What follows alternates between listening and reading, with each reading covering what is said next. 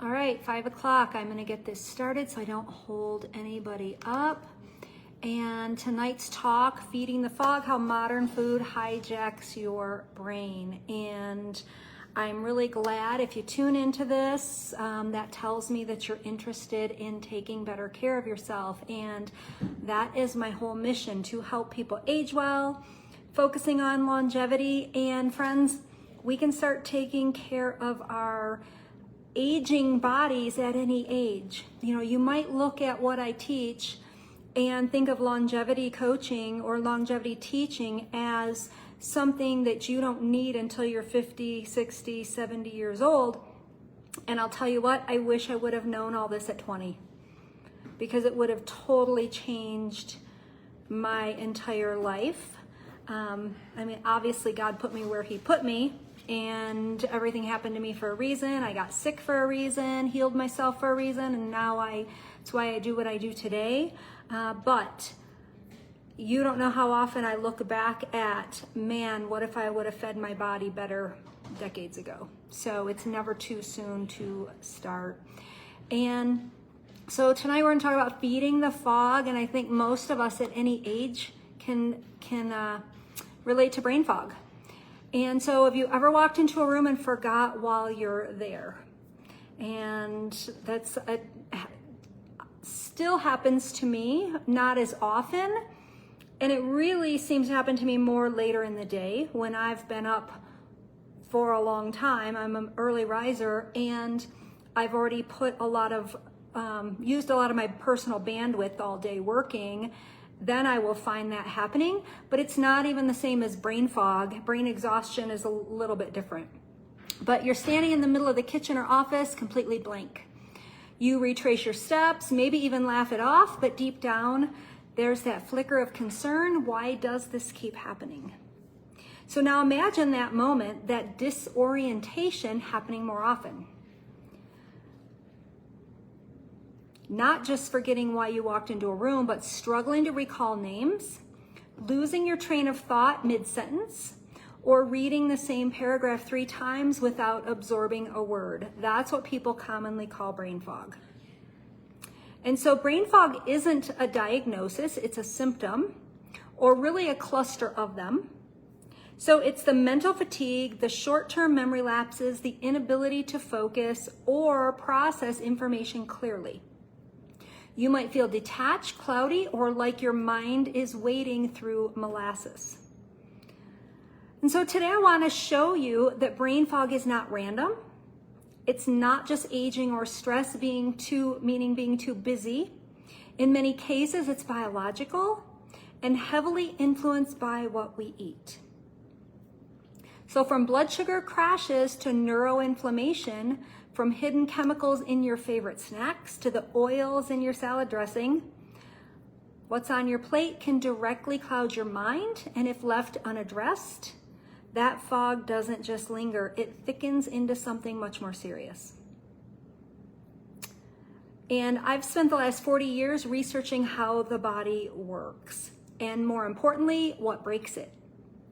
My work spans all types of nutritional science and the hidden mechanisms of metabolic health.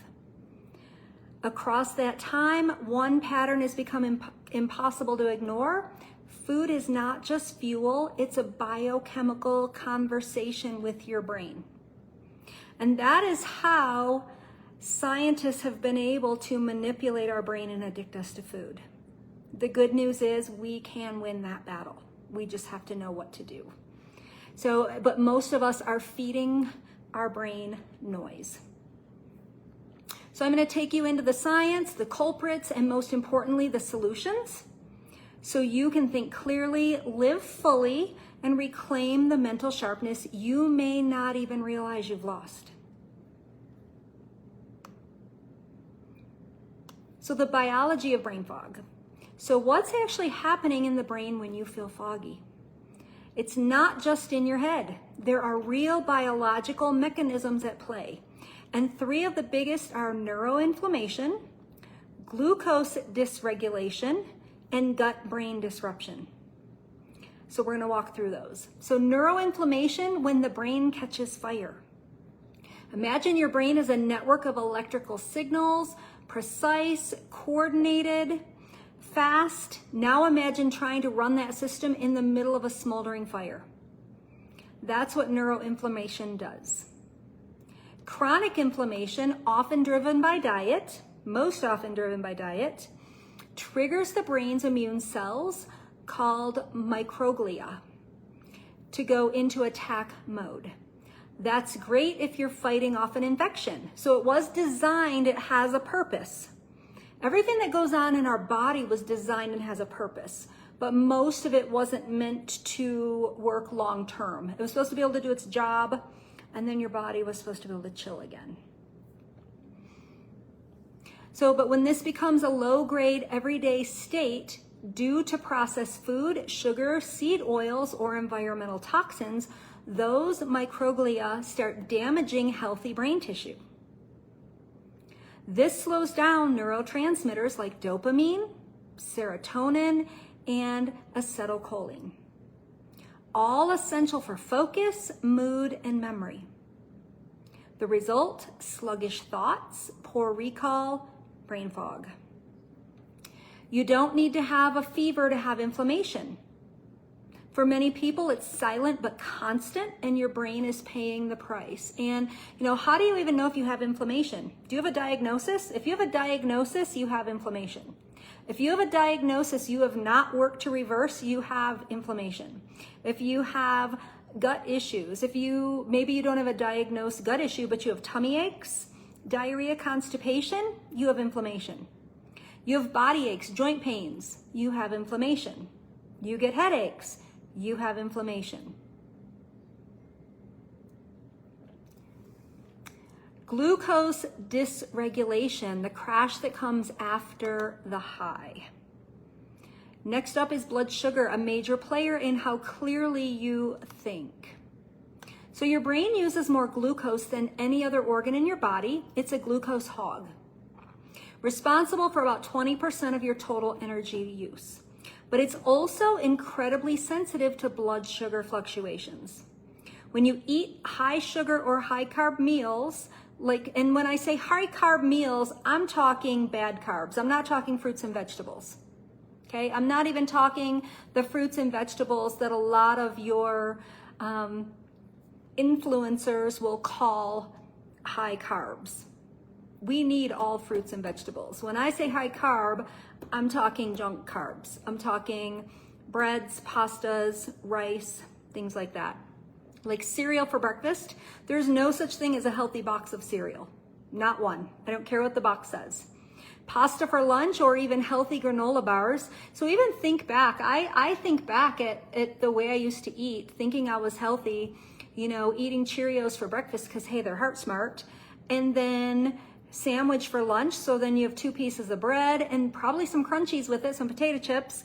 And then go out to dinner and have, I remember clearly sitting at restaurants asking my husband, are we running tomorrow? And if we were running the next day, then I'd have spaghetti and garlic bread. And that's a lot of gunk to put in your body in a day's time. And I'm not even talking about how many macros that is, because I don't buy into all that. We can still be damaging our body counting macros. So, macros and calories and all those things, those are often miscalculated when it comes to healing the body. So I'm just talking about that's a lot of junk we don't ever need to consume to maintain health. So, but your blood sugar spikes. Your body responds by dumping insulin to bring it down. But too often that overcorrects and your blood sugar crashes. So when your brain doesn't get enough glucose, you feel it. You lose focus, you get irritable, you forget things. That's not just a bad mood, it's a fuel crisis in your brain. That used to happen a lot to me when I was pre-diabetic and diabetic. Now that I have completely reversed that and I don't even show as pre-diabetic and I eat so balanced every day, I can't remember the last time that I had that, the brain crash and the bonking and the needing to eat, feeling like I needed to eat yesterday. Like you gotta get that food in your body. So, but I know that feeling and it's miserable. We don't have to have it. We can control it. So this roller coaster is one of the most common causes of everyday brain fog, and yet most people have no idea it's happening. So the gut-brain axis, where your second brain talks back. Finally, we have to talk about the gut-brain axis, the powerful two-way communication system between your digestive tract and your central nervous system. Over 70% of your neurotransmitters are made or regulated in the gut. Serotonin, GABA, dopamine, the very chemicals that control how you think and feel, are deeply tied to the health of your microbiome. When your gut is inflamed due to processed food, antibiotics, artificial sweeteners, gluten sensitivity, or pesticides on the food, you can develop something called intestinal permeability or leaky gut. And oftentimes you can have illness symptoms and you've not yet been diagnosed with a gut issue. So here's the kicker, a leaky gut often leads to a leaky brain. The protective barrier in your brain, called the blood-brain barrier, becomes compromised. That allows inflammatory molecules and immune triggers to enter brain tissue, causing even more cognitive dysfunction. So if your digestion is off, your thinking probably is too. And so to summarize that part, neuroinflammation fries your mental circuits. Blood sugar swings starve or flood your brain with fuel. And the key is balancing your brain with fuel. Gut disruption interferes with the chemicals that keep your brain stable and sharp. These aren't abstract theories. They're measurable biological events happening every day. And the food you eat is often the match that lights the fire. Even a bite. That's what's so hard, I think, for a lot of people to understand. And we're told everything in moderation. If you understood what a bite of some foods does to your body for 3 days, you would understand why that is garbage information to believe that everything in moderation is okay. You'll hear me say a lot, would you eat rat poison in moderation? No, because you know what it will do to you. If you knew what food was doing to you, you wouldn't do that either. There's a lot of it you wouldn't eat. So the main offenders in food. Now that we understand the biology behind brain fog, we're going to talk about the biggest culprits on your plate. The foods and ingredients that quietly sabotage your mental clarity. These are the things I see again and again in research and in practice. The repeat offenders that trigger blood sugar crashes, inflammation, and neurotransmitter disruption. So refined sugars and high glycemic carbs. And again, when I say high glycemic carbs, I'm talking the breads and pasta. I don't subscribe to the teaching that the fruits and vegetables that are high glycemic are dangerous. They have fiber and our body processes them differently. Our body knows what to do with them. But we're going to start with sugar, public enemy number 1 when it comes to brain fog. When you consume refined sugars or high glycemic carbs, think soda, pastries, white bread, and even breakfast cereals, your blood sugar spikes rapidly. Your body releases insulin to lower it, but that often leads to a sharp crash. This drop in blood glucose leaves your brain starved for energy, which translates into fatigue, sluggish thinking, and that classic mid-afternoon crash where you just stare at your screen. But sugar does more than crash your energy. It leads to the formation of advanced glycation end products. You may have heard of AGEs, which literally age your brain cells. It overstimulates dopamine pathways, giving you that quick high, but over time it desensitizes those reward centers, making it harder to feel motivated or focused. And that's how addiction happens, and then you need more. Sugar doesn't just make you tired, it rewires your brain. The scientists they hire, the food companies hire, bank on this. It's how they addict you to their garbage. So industrial seed oils. So next we have the fats that fuel inflammation. Industrial seed oils like canola, soybean, corn, and sunflower oil. These oils are ultra high in omega-6 fatty acids, and while omega-6s aren't bad in themselves, the problem is balance. Our ancestors ate a roughly 1-to-1 ratio of omega-6 to omega-3 fats. Today, thanks to processed food, that ratio is closer to 20-to-1. A pro-inflammatory disaster.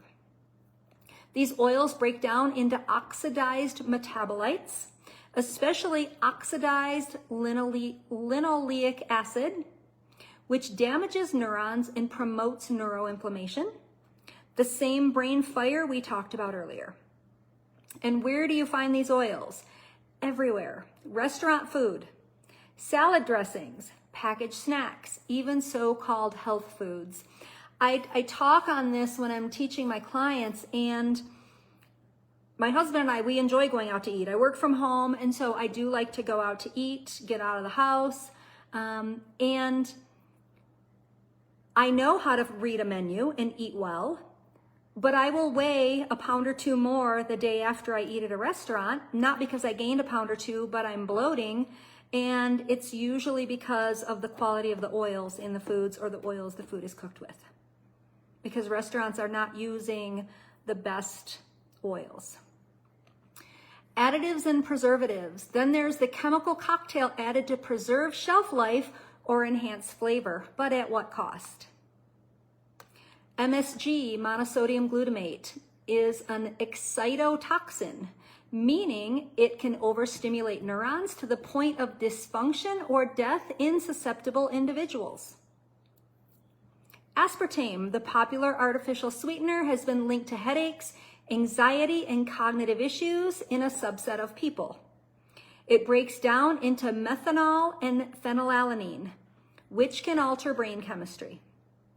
Synthetic food dyes, like red 40 and yellow 5, have shown behavioral effects in children and may interfere with dopamine and histamine signaling. Are these effects universal? No. But if you're already inflamed, stressed, and nutrient depleted, they can push your system over the edge. Gluten and lectins for some individuals. So now we're going to talk about gluten and lectins, two commonly demonized compounds, but this is where nuance matters. Gluten can cause brain fog, fatigue, and mood swings in people with celiac disease or non-celiac gluten sensitivity. There's also growing evidence that gluten may increase zonulin, a protein that loosens the tight junctions of the gut wall, potentially leading to leaky gut and immune overactivation in some people. Here's the thing, there's no gluten in healthy food. I'm often asked if my program is gluten-free or if I have a gluten-free version. There's no gluten in the foods we eat because we eat food that heals our body. And so if you are eating gluten-free, but you're buying the packaged garbage that says gluten-free, you're still eating junk and you're still creating inflammation, which will create brain fog and other issues. Lectins. So lectins often demonized by a lot of people on social media because there's a doctor out there making a career on the fact that lectins are horrific for everybody. Not the truth. They're found in beans, grains, and some vegetables, have also been accused of causing gut permeability and inflammation. However, and this is important, clinically significant lectin sensitivity is rare, very rare. So we don't have to worry about that unless we've been diagnosed with it. For most people, properly cooked legumes and whole grains are not a problem and may actually support a healthy gut. So if you've bought into some of the teaching out there that you've got to stay away from lectins, but you were never diagnosed and told to, you probably can enjoy those foods and you need them to heal. So yes, gluten and lectins can be triggers for some, especially those with autoimmune issues or gut dysfunction, but they're not universal poisons. And eliminating them without cause may do more harm than good. Mold, toxins, and mycotoxins.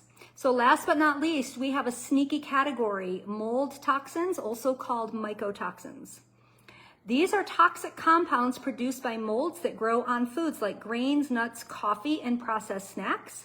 One of the worst offenders Ochratoxin A has been linked to mitochondrial damage, oxidative stress, and cognitive impairment.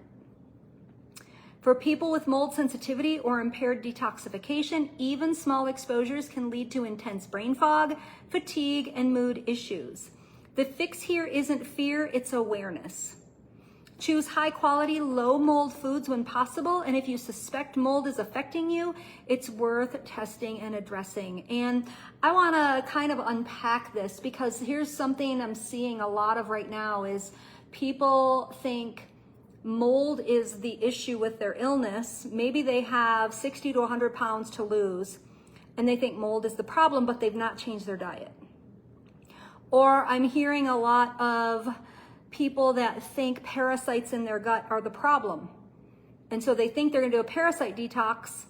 And again, parasites are not as common as they want you to think. They're trying to sell you a parasite detox. Yes, they happen. They're not as common as people think. And it's all a marketing ploy. But I'm hearing from people, well, I just need to detox from parasites and I'm sure I'll be able to lose weight. Not if you keep eating the crap you're eating. You have to change your nutrition. And people are so afraid to change their nutrition on a couple levels. Some of that, a lot of that is the addiction that the companies have done. They've done a really good job leading you to believe you need those foods, that you can't live without them. Sugar is one of them. I hear this from people all the time. I can't live without sugar.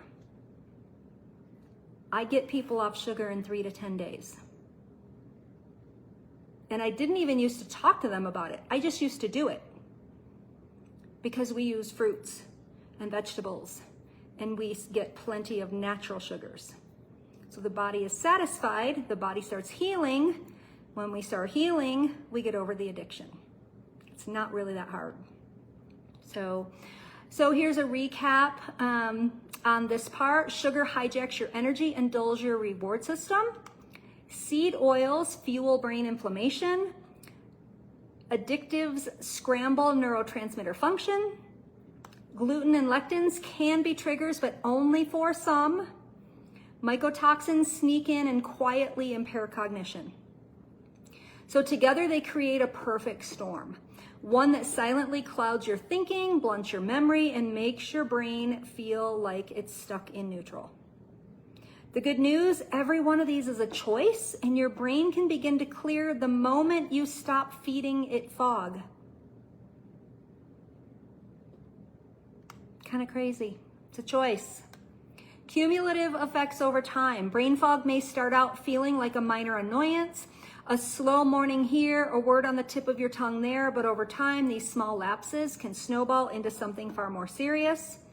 When your brain is running on the wrong fuel, day in and day out, the damage accumulates, and the long-term consequences affect not just your mind, but your entire life trajectory. So we're gonna break it down. Cognitive decline and dementia. This is where it gets serious. The connection between poor diet and cognitive decline is no longer theoretical, it's established science. Chronically high blood sugar, insulin resistance, and inflammation don't just affect your waistline, they affect your brain. In fact, many researchers have been referring to Alzheimer's disease as type 3 diabetes.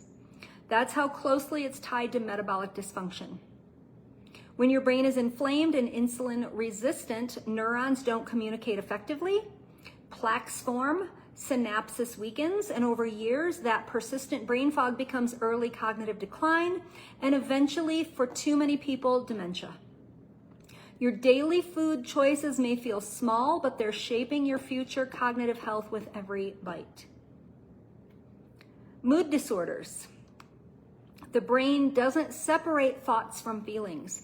It's one integrated system, and the same inflammation and blood sugar issues that cloud your memory also disrupt your mood. A growing body of evidence links diet-induced inflammation to depression and anxiety, and they've known this for a couple decades. So you go to the doctor, you get diagnosed with depression, they give you a prescription, they never ask you what you're eating, and it's food caused. There's no profit in asking you what you're eating. There's no profit in figuring it out for you. Processed foods, artificial additives, sugar, and nutrient deficiencies all contribute to neurotransmitter imbalances, particularly serotonin, dopamine, and GABA. For some people, cleaning up their diets does more to improve mood than any prescription. And I'm never telling you to go off medication, ever. I don't do that.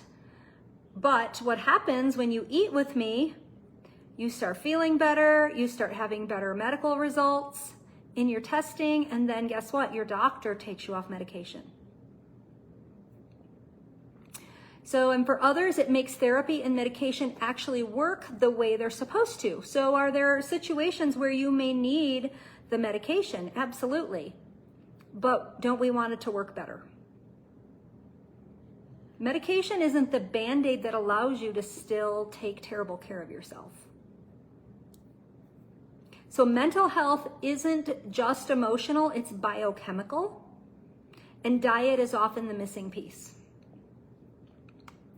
Loss of productivity and creativity. So let's get practical for a second. When your brain is foggy, you're not just forgetting names, you're working slower, thinking less clearly, and showing up at half capacity in your work and relationships. Creativity stalls, motivation drops, you burn more energy to do less. Over the years, that loss of clarity translates into missed opportunities, delayed decisions, a flatter career arc, diminished quality of life. Brain fog doesn't just affect how you feel, it affects what you can do. And I was talking to a client today about, she didn't know my story of how when I healed my health at 49, that's when I was able to finally live a dream that I had to own a direct sales company. I took a jewelry business that I already had, that I was dabbling in because I never had much energy, sleeping 10 hours at night, not sleeping well, napping during the day, in pain, all kinds of things going on with 5 diagnoses and 60 extra pounds. And when I started eating better and healing it, that same year, I was able to start a direct sales company. Sedalia Designs. Some of you are from that company that are watching me on Facebook. And so that is the business that I sold 2 years ago to now help people with wellness full time. But I was able to live a dream that I had, work 80-hour weeks happily. I loved what I was doing. I don't do things if I don't love it. I'm here today because I love what I'm doing. But I was able to grow that. I had the brain capacity and I had the energy. And it was all when I changed my nutrition, and that was at 50 years old. So we shouldn't be declining as we age. It's a bunch of hogwash. So neuroplasticity stagnation. And perhaps most concerning of all, when your brain is chronically undernourished or inflamed, its ability to change and adapt, called neuroplasticity, slows down. This means fewer new connections, slower learning, and reduced resilience to stress or trauma. A foggy brain becomes a rigid brain. The scary part, you might not even notice it happening. You're the frog in the water. You just gradually stop evolving. You feel stuck, but you don't realize your biology is literally holding you there. The food you're eating is doing that. So summary on this part, this isn't just about being sharper today, it's about protecting your future mind. Preventing cognitive decline, stabilizing your mood, reclaiming your productivity, and keeping your brain flexible, creative, and alive. When you ignore brain fog, it doesn't just stay put. It deepens, but when you fix it, the ripple effect touches every part of your life.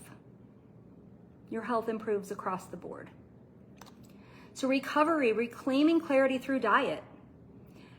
By now you might be wondering, is it too late to turn this around? And friends, if you're not, a couple days from Jesus taking you, I don't think it's too late to ever try to fix your health. I don't have the personality that would give up. So there, I guess that's a personal thing, but I never think it's too late. So the brain is incredibly resilient and it responds quickly when you give it the right inputs. In fact, changing what you eat can often clear brain fog faster than any supplement app or productivity hack ever could. So we're going to talk about how to reclaim clarity through food, starting with what to remove, then what to add, and finally how to support it all through lifestyle. So eliminate. Stop feeding the fog. The first step is subtraction. You don't have to count calories, but you do need to remove the foods that are actively damaging your brain. Ultra-processed foods. The box-bagged and barcoded stuff that's more lab than kitchen. Added sugars, especially hidden sugars in sauces, cereals, and so-called healthy snacks. If it's in a wrapper, it probably is not healthy. Refined flours, white bread, crackers, pastries, anything that spikes your blood sugar fast. Seed oils, canola, soybean, corn, and other industrial oils that drive inflammation. This isn't about perfection, it's about reducing the constant noise in your system. Support, so feed the brain what it needs. Once you've cleared the junk, it's time to nourish the brain. This isn't just about what feels healthy. It's about what's biochemically supportive for focus, memory, and mood. Anti-inflammatory fats like extra virgin olive oil, avocados, omega-3s, and DHA help calm the fires in your brain and rebuild cell membrane. A low glycemic diet. And when I say low glycemic, I am not removing fruits and vegetables. Full of fiber-rich carbs, fruits and vegetables, healthy fats, and quality protein. Keeps your blood sugar steady. And remember, stable blood sugar equals stable mind. Nutrient-dense foods are the foundation. And don't forget your gut, because as we've seen, your mood and clarity start in your microbiome. So you want probiotic foods, and also taking probiotics is great. I love when people understand supplements, that supplements meet you, they don't fix a poor diet. We don't need prebiotics. So if we're eating a poor diet, prebiotics are not gonna fix our gut. Food should be our prebiotics.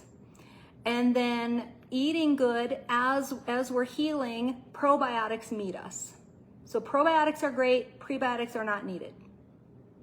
Good food is what's needed.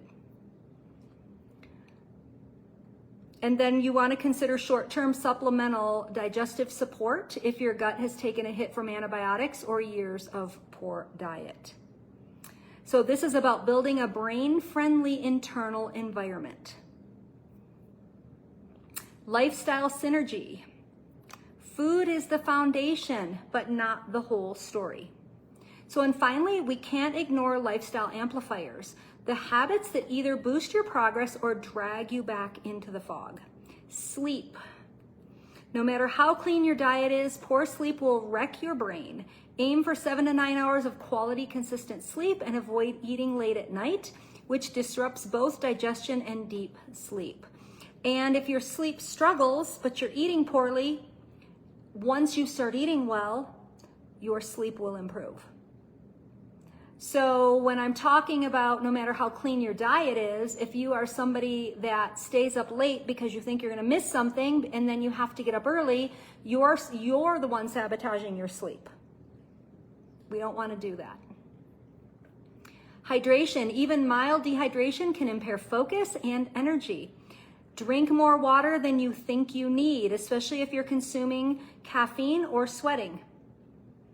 And so we don't want to wait till we're thirsty to hydrate. That's too late. Movement. You don't need a gym membership. Just walking after meals, stretching, or doing body weight exercises can boost blood flow and neuroplasticity.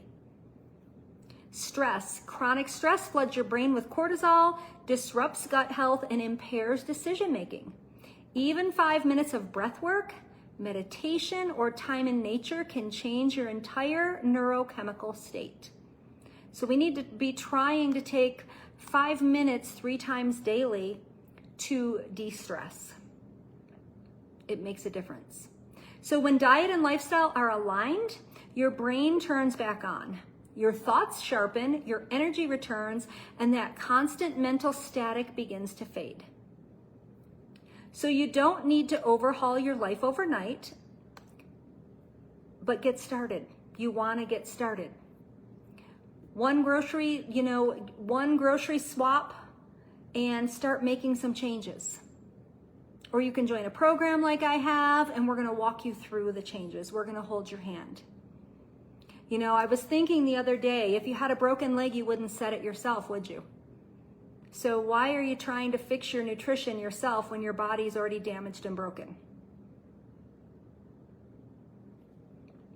We're right here ready to help you at ShowFit. So, and when diet and lifestyle are aligned, your brain turns back on. I know I already said that. I want to make that clear. Your thoughts sharpen. Your energy returns. So the truth is, your clarity, creativity, and cognitive future are not accidents. Just like your health. A few years ago, what I was doing was focused on the results I was going to see in a few weeks, in 90 days, in 6 months. Today, I'm working on 80-year-old Marcy, 90-year-old Marcy. And I even kind of step outside and look at that person as a different person. I take care of her. And women don't always do that. We put ourselves on the back burner. And it's not selfish to take care of yourself. Taking care of myself means nobody's ever going to have to take care of me. God willing. So what's at stake if nothing changes? If you ignore the signals, the fatigue, the forgetfulness, the fog, your brain doesn't just stay stuck, it starts to decline. You may experience cognitive aging years earlier than expected, where names slip, decisions feel harder, and learning new things becomes a chore instead of a joy. I love, Carrie just said it's selfish not to take care of yourself, and I absolutely believe that. I think it's extremely selfish not to take care of yourself. You set yourself up for the chronic disease cascade where brain fog turns into insulin resistance, then prediabetes, then full-blown metabolic disease. And along the way, increased risk for Alzheimer's, depression, and mood instability. So you're letting that happen, and it doesn't have to happen. You risk a reduced quality of life, not just in terms of health, but in terms of who you get to be. I want to decide who I get to be. You know, we spend our life, so we grow up, and you know, when we're young, we're looking forward to driving a car, looking forward to getting married, looking forward to having children, you know, different things. And I don't know how much we look forward to retirement because we're convinced that when we reach that, we're sick. It doesn't have to be that way. So you risk reduced quality of life, not just in terms of health, but in terms of who you get to be. I know I said that twice. I am cognizant of that. Did that on purpose. So your creativity, your relationships, your work, all of it suffers when your brain isn't fully online, when your data isn't working. So this isn't fear, it's reality for millions of people, and it's preventable. So what's possible if you do change? Now imagine the other path, the one where you take control of your brain through food. You wake up with clearer thinking, better mood, and stable energy throughout the day. No more crashes, no more fog. I live that. I know that that is a fact, and I did not used to live that at 49, and I live it at 60. You build long-term cognitive resilience, laying the foundation now to protect your brain from decline decades down the road. And most importantly, you live a life that feels sharp, intentional, and alive. A life where your mind is an asset, not a liability, where you can think, create, connect, and grow without friction. You don't need superhuman willpower. You need consistency, awareness, and a shift in priorities. So your brain is listening to everything you feed it, literally and metaphorically. You can feed it chaos or you can feed it clarity. The choice is yours, and it starts with what's on your plate. So you can't change your brain without changing your plate, and that is what I specialize in. So that is what I help you with. So the brain is resilient. Food is one of the fastest levers for change. We start to see results in the body healing through clearer thinking in only a few days of eating the right foods and eliminating the wrong foods. And if you've talked to me before about our program, or you've never talked to me yet, we've got choices now in the program. We've set up very affordable choices because I don't want to leave anybody's health behind. So please reach out to me or reach out to whoever referred you to watch this video. If you're watching this on YouTube, please subscribe, send this to somebody that needs to see it, share it with friends. If you like my teaching, be sure that you tell your friends. And if you would like to get in touch with me, I'd love to hear from you, and I love suggestions about future talks. So I really appreciate you being here tonight. Let me open back up and look at my Facebook and see if I can see what people said. So Tracy, you had bad storms, but you're still here. Awesome. Carrie, better late than never, my friend. I'm glad you're here. I am so glad that you guys showed up for yourself. When you're watching me talk, you're not showing up for me. I'll sit here and talk to myself. I do it all day. You're showing up for you. You're showing up for future you. Okay? And that matters. So I hope that you have a great evening. And again, reach out to me. I love to talk to you, hear from you. And I hope you have just a great, healthy future. That's what I'm all about, helping you with your longevity. Take care. Have a good night. God bless.